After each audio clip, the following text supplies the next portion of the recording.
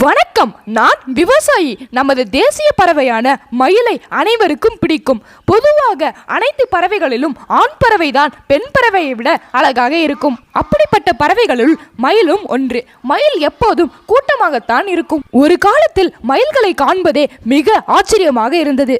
ஆனால் இப்பொழுது எங்கள் தோட்டத்தில் 100க்கும் மேற்பட்ட மயில் வாழ்கிறது. தற்காலத்தில் சில சமயங்களில் மயில் நமக்கு அதிகமான தொந்தரவுகளை தருகிறது. 25 வருடங்களுக்கு முன்பு நம் தோட்டத்தில் முள்வெளிகள் இருந்தது. அதில் நரி, குள்ள நரி, கீரி, பாம்பு ஆகிய விலங்குகள் வாழ்ந்து வந்தது.